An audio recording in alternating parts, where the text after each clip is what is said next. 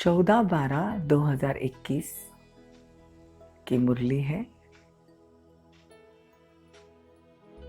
प्यार के सागर बाबा कहते हैं, मीठे बच्चे, तुम अभी सच्चे सच्चे सत्संग में बैठे हो। तुम सचखंड में जाने का मार्ग सत्य बाप ही बतला सकते हैं। तुम्हें सचखंड में जाने का मार्ग सत्य बाप ही बतला सकते हैं। प्रश्न है, किस निश्चय के आधार पर पावन बनने की ताकत स्वतः ही आ जाती है? उत्तर है, यह निश्चय हो कि इस मृत्यु लोक में अब हमारा अंतिम जन्म है। इस पतित दुनिया का विनाश होना है। बाप की श्रीमत है, पावन बनो तो पावन दुनिया के मालिक बनेंगे। इस बात के निश्चय से पावन बनने की ताकत स्वतः ही आ जाती है। देखो, बाबा ने छोटी सी बात है लेकिन बहुत बड़ी बात कह दी बाबा ने छोटी सी लाइन में कि कौन सा निश्चय होना चाहिए तो ताकत आएगी। इस मृत्यु लोक में हमारा अंतिम जन्म है और अभी हम फिर सतयुग में जाएंगे। ये और इस पतित दुनिया का विनाश होना ही है। ये अगर बात दिमाग में पक्की बैठ जाए, निश्चय हो जाए, तो पावन बनने की ताकत आ जाती है। ओम शांति।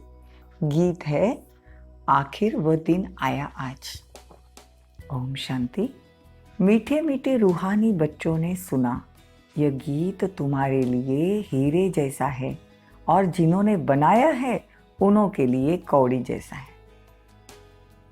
देखो बाबा, ये जो गीत बनाया है, आखिर वो दिन आया आज, किसी ने बनाया होगा, लेकिन इसका अर्थ हम ही समझते हैं।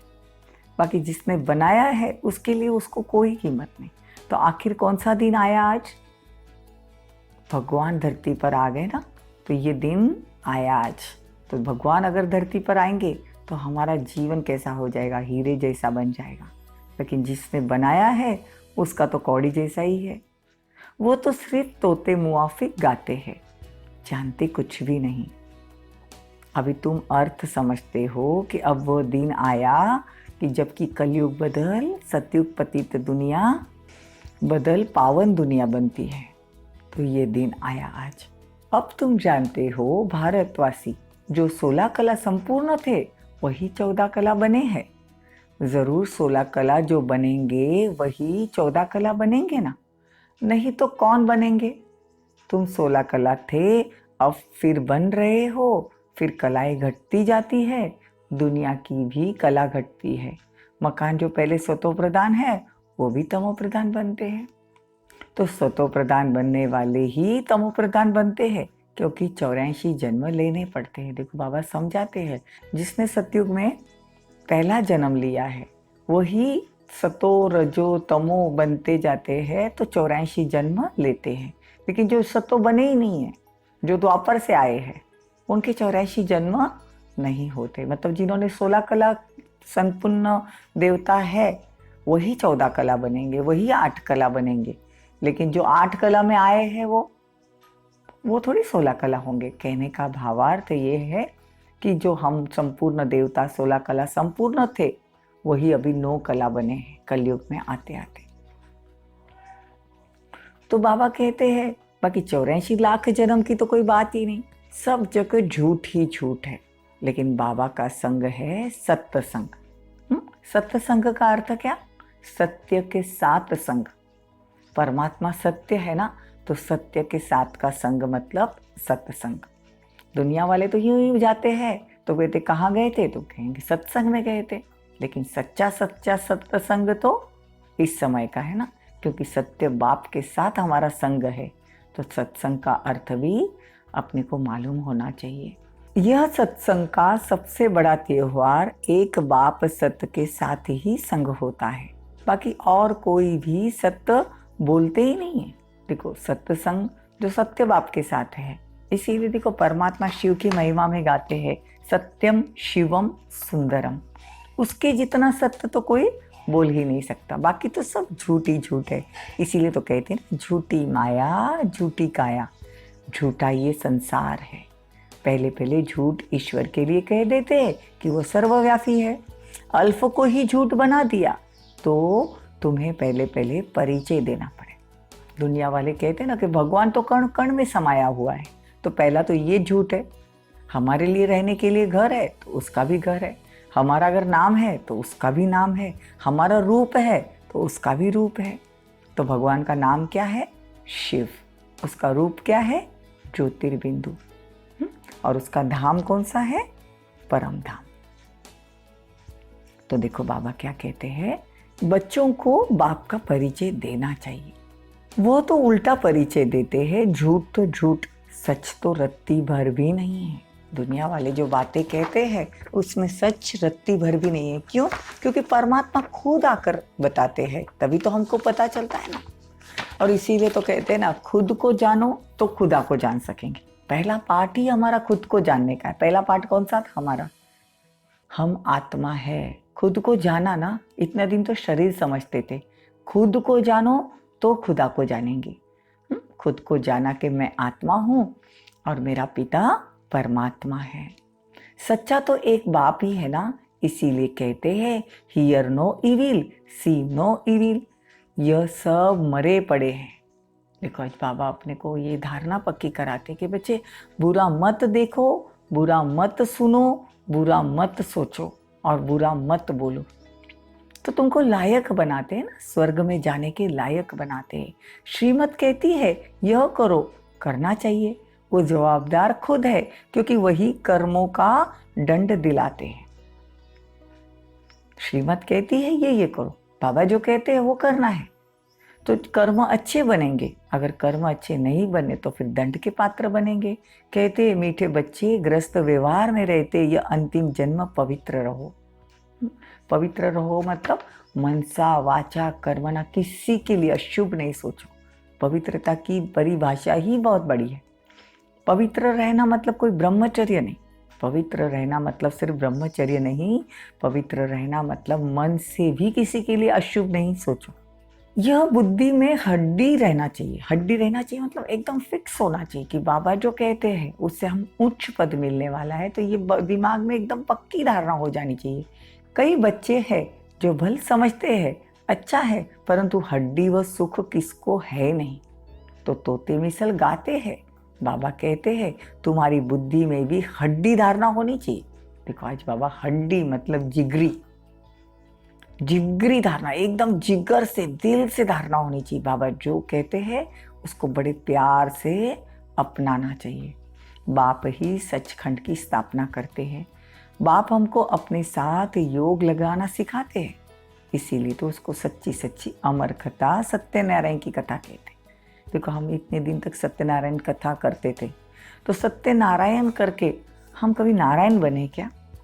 नहीं। लेकिन बाप आकर सच्ची सच्ची नारायण कैसे बनने की वो कथा सुनाते, श्रीमद् द्वारा मुरली बताते। सच्ची सच्ची तुम नारायण बनोगे। लेकिन ये जो सत्यनारायण की कथा हम जो सुनते हैं, लीलावती कलावती, उससे हम कोई नारायण नहीं बनते। तो ये बुद्धि में रहना चाहिए, हमको कोई मनुष्य नहीं पढ़ाते। देखो ये दिल में एक नशा होना चाहिए कि ये जो मुरली सुन रहे हैं, ये मुरली जहाँ भी जा रही है, जो भी आत्मा सुन रही है, भले उसको 7 डेज का कोर्स अगर शायद हुआ भी ना हो और ये मुरली शायद उसने यूट्यूब पे सुन ली हो, लेकिन उसको पढ़ाने वाला भगवान है। ये बुद्धि में रहना चाहिए। कोई देहधारी नहीं है कि कोई मनुष्य आया और कोई मनुष्य गुरु है और उससे ये बातें सुन रही है। नहीं, पढ़ाने वाला स्वयं भगवान परमात्मा शिव है। शिव बाबा जो हम आत्माओं को बाप है वो पढ़ाते हैं। शिव बाबा तो सम्मुख अब बैठे हैं। मधुवन में आते हैं तो नशा चढ़ता है। परमात्मा शिव जब मधुवन मतलब माउंट आबू में जब परमात्मा शिव का अवतरण होता है तो एक नशा ही अलग है ना। डायरेक्ट भगवान के मुख से सुन रहे। अभी तो चलो भगवान के बोले हुए जो महावाक्य है, ये जो मुरली है, वो हमारे पास जेरोक्स आती है, फिर हम सुनते हैं। लेकिन डायरेक्ट सुनने में जो नशा है वो और ही रिफ्रेश कर देता है। यहाँ तुमको रिफ्रेशमेंट मिलती है, तुम रियलाइज करते हो, तो यहाँ थोड़ा समय आने से रिफ्रेश हो जाते हैं। बाहर तो गोरख धंधा आदि बहुत है। देखो आज बाबा निमंत्रण दे रहे, मधुवन आने का निमंत्रण दे रहे हैं। जो भी आत्मा ये मुरली सुन रही है, बाबा कहते हैं अगर तुम ये मुरली सुन रहे हो और तुमको नशा चढ़ाना है कि भगवान हमको पढ़ाते हैं और बाबा की श्रीमत पर चलने की बड़ी दिल होती है कि नहीं ये जो बाबा की मुरली है उस पर हम चले, तो बाबा कहते हैं तुमको रिफ्रेश होने के लिए मधुबन मतलब माउंट आबू आओ। फिर तुम रियलाइज़ करोगे कि भगवान सामने बैठकर पढ़ाते हैं। और ऐसे भी वहाँ के जो वाइब्रेशन है मधुबन के, आप सोचो कोई संत महात्मा आके जाते हैं या फिर कोई चलो मंदिर में जाते तो कहते ना कितना पवित्र वाइब्रेशन था, मंदिर में जाते ही सुख की अनुभूति होती है। तो आप सोचो जहाँ पे स्वयं भगवान आते हैं जिस धरा पर, वो धरनी के वाइब्रेशन कैसे होंगे, कभी फील करना। मधुबन जाएंगे, माउंट आबू जाएंगे, शांतिवन जाएंगे तो देखना, अगर नहीं गए हो तो ज़रूर एक बार जाओ और जाके वो वाइब्रेशन को फील करो। वो भगवान के सामने सम्मुख बैठो तो वो एक अलग ही नशा होता है। बाप कहते हैं हे आत्माएं, बाप आत्माओं से बात करते, भगवान शरीर से बात नहीं करते। भगवान निराकार परमात्मा आत्मा से बात करते हैं। क्या बात करते हैं? भारत गोल्डन एज था, 5 तत्वों की नेचुरल ब्यूटी रहती है। देखो गोल्डन एज मतलब सतयुग, भारत जब सतयुग था तब 5 तत्व मतलब शरीर भी नेचुरल ब्यूटी रहती है। शरीर भी ऐसे सुंदर बनते हैं, अभी तो तत्व भी तमो प्रधान होने के कारण शरीर भी ऐसे सावरे, कोई टेढ़ा, कोई लूढ़ा, कोई लंगड़ा बनते हैं। इसको कहा ही नर्क जाता है। देखो यहाँ पे जो नेचुरल, हमको तो ब्यूटी पार्लर में जाना पड़ता है शरीर को ब्यूटीफुल दिखने के लिए, लेकिन भगवान कहते हैं तुम्हारी आत्मा जब संगम युग पर परमात्मा से, मतलब अब भी जब हम भगवान से ज़्यादा योग लगाते हैं तो हमारी आत्मा तो सुंदर बनती ही है, लेकिन आत्मा को वो शरीर भी सतयुग में इतना सुंदर मिलता है, नेचुरल ब्यूटी। रियल में जब लक्ष्मी नारायण की जो ब्यूटी है ना, वो इतनी नेचुरली सुंदर है कि कोई ब्यूटी पार्लर जाने की ज़रूरत नहीं है। मतलब शरीर बाहर से भी सुंदर है तो अंदर से भी निरोगी है, क्योंकि वहाँ की जो तत्व है मतलब प्रकृति है वो भी सत्व प्रधान, तो शरीर भी सत्व प्रधान। बलग्रस्त व्यवहार में रहो, काम आदि करते रहो, बुद्धि में बाबा की याद रहे। तुमको यह मनुष्य से देवता बनाने का कोर्स उठाना है। सुनो आज बाबा क्या कहते हैं। हम जो मुरली सुनते हैं या 7 डेज का कोर्स करने के बाद जो मुरली सुनते हैं, तो हमको ये निश्चय करना है कि हमको मनुष्य से देवता बनने का कोर्स उठाना है। मतलब हमारे जो संस्कार है वो इतने रॉयल बन जाते हैं रोज़ मुरली सुनने से, हमारे अंदर की सब विकार, हमारे अंदर की जो कमियां हैं, खामी है, वो सब निकलती जाती है। तो ये कोर्स तो उठाना चाहिए। तो बाबा कहते हैं कि बच्चों को अभी ज्ञान मिला है, सीढ़ी पर किसी को समझाना तो बड़ा सहज है, सो भी हड्डी समझाना चाहिए। देखो हड्डी मतलब दिल से, जिगर से, जान से। अगर किसी को आप कोर्स करवाते हो, अगर आप किसी को मुरली सुनाते हो या हम मुरली सुनते हैं तो दिल से सुननी है, और सुनाने वाले ने भी जिगर से, दिल से सुनानी है। तब ही विचार सागर मंथन होगा। धारणा ही नहीं होगी तो विचार सागर मंथन नहीं कर सकेंगे। जब हम दिल से कोई बातें सुनते हैं तो अंदर मंथन चलता है। मंथन मतलब बार बार याद आता है, तो वो क्या होता है, फिर अपनी धारणाएं बन जाती है। बाबा रोज रोज समझाते, किसी को समझाने के लिए पॉइंट्स तो बहुत है। कहीं भी जाकर तुम समझा सकते हो, गंगा पर जाओ, मंदिरों पर जाओ, कहीं पे भी जाकर तुम परमात्मा का ज्ञान दे सकते हो। देखो ये तो पहले की बात है, अभी तो आप व्हाट्सएप पे या कैसे भी करके आप अपने रिश्तेदारों को बता सकते हो कि आप भगवान का ज्ञान उठाओ। इसके लिए आपको कुछ छोड़ने की ज़रूरत नहीं, घर बैठे बैठे ही बाप कहते हैं श्वासोश्वास मुझे याद करो। यह योग अग्नि है, योग अर्थात याद। समझानी तो बहुत है। देखो बाबा कहते हैं याद भी कैसे करनी, श्वासोश्वास। काम करते करते भी हथ कारडे दिल यार दे, हाथ से काम करते करते भी परमात्मा को तुम याद करो, परमात्मा से बातें करो, परमात्मा की शक्तियों का अनुभव करो, उसको बुलाओ, वो आएगा। उसने वायदा किया है जब भी मेरे बच्चे मुझे पुकारे और मैं न आऊं यह हो नहीं सकता। इसीलिए परमात्मा से दिली दिल में तुम बातें करो, करके देखना, खुद प्रयोग करना। मंदिरों में जाके हम कहते थे ना, तमेव माताश्च पिता तमेव, लेकिन कभी पिता का और कभी माता का अनुभव हुआ नहीं, बोलने मात्र बोलते थे। लेकिन भगवान कहते हैं संगम युग पर सर्व संबंधों का सुख तुम मेरे से ले सकते हो। माता का, पिता का, सखा, बच्चा, बेटा, आपको जो बनाना है, और फिर देखना वो सुख तुमको मिलेगा। हमने तो बहुत अनुभव किए हैं, आप भी करके देखना। बच्चों को तो बहुतों का कल्याण करना है, तुम्हारा सब कुछ गुप्त है। यहाँ तो ब्रह्म कुमार कुमारियां अपने लिए स्वर्ग की सूर्यवंशी चंद्रवंशी की राजधानी करते हैं। भगवान कहते हैं कि तुमको तुम्हारा सब गुप्त है। तुम अगर काम भी कर रहे हो हाथ से तो तुमको दुनिया वालों को थोड़ी मालूम है कि तुम किसको याद करते हो। तुम परमात्मा को याद करके अपने विकर्म विनाश करके स्वर्ग के लिए अपनी राजधानी स्थापन करते हो। बाबा कहते हैं सदैव खुशी में रहो, भूलने से गुटखा खाते हो। मतलब सदैव बुद्धि में परमात्मा की याद तुम्हारी रहेगी तो तुम खुश रहोगे। भूल जाने से फिर क्या होता है, गुटखा खाते रहते। गुटखा खाना ठीक है। अच्छा, ओम शांति। मीठे मीठे सिखी लदे बच्चों प्रति मात पिता बाप दादा का याद प्यार और गुड मॉर्निंग। रूहानी बाप की रूहानी बच्चों को नमस्ते। हम रूहानी बच्चों की रूहानी मात पिता बाप दादा को याद प्यार, गुड मॉर्निंग, नमस्ते, थैंक यू, बहुत बहुत शुक्रिया। भगवान का दिल से रोज़ शुक्रिया अदा करना चाहिए। एक सवेरे उठ के उसको गुड मॉर्निंग, और हर बात में उसको शुक्रिया करना चालू करो। जितना शुक्रिया करेंगे ना, देखना उससे ज़्यादा मिलेगा। शुक्रिया में इतनी ताकत है। पूरा दिन परमात्मा का शुक्रिया अदा करो, हर चीज़ का शुक्रिया अदा करो। देखो, शुक्रिया अदा करने से बहुत बहुत खुशी भी मिलेगी और बहुत ज़्यादा मिलेगा। जो चीज़ के लिए आप शुक्रिया करते हो ना, वो चीज़ आपको बहुत आसानी से और अच्छी तरह से मिलती है, उससे ज़्यादा मिलती है। धारणा के लिए मुख्य सार, हड्डी सुख का अनुभव करने के लिए बाप जो पढ़ाते हैं उसे बुद्धि में धारण करना है, विचार सागर मंथन करना है। देखो, भगवान जो कहते हैं उसका अनुभव भी तो होना चाहिए ना, कि भगवान जो बातें कहते हैं सिर्फ सुनने मात्र नहीं सुन रहे हम, कि चलो मुरली सुन ली, सत्संग सुन लिया, कहानियाँ सुन ली, भगवान को याद कर लिया।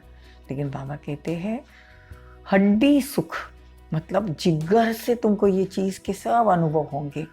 अनुभव होने के लिए बाप जो पढ़ाते हैं वो बुद्धि में धारण करना है। ये मुरली सुननी है, बार बार उसको रिवाइज करनी है।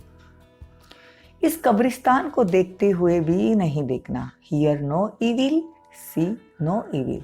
नई दुनिया के लायक बनना। वरदान, कंबाइंड रूप की सेवा द्वारा। देखो, वरदान आज का बहुत ही पावरफुल है। इसको अगर धारण करके चलते हैं ना तो बहुत ही अच्छे इसके रिजल्ट्स मिलेंगे। देखो, बाबा कहते कंबाइंड रूप की सेवा द्वारा आत्माओं को समीप संबंध में लाने वाले कंबाइंड रूप धारी भव। कंबाइंड मतलब भगवान और मैं एकदम एक, मतलब परमात्मा और मैं कंबाइंड रूप में है, एकदम समीप है। तो बाबा कहते हैं कि तुम जितनी ये सेवा करोगे, जितना कंबाइंड रहोगे, उतनी सेवाएं ज़्यादा होगी और आत्माओं को तुम भगवान के संबंध में ला सकोगे। देखो, सिर्फ आवाज़ द्वारा सेवा करने से प्रजा बन जाती है।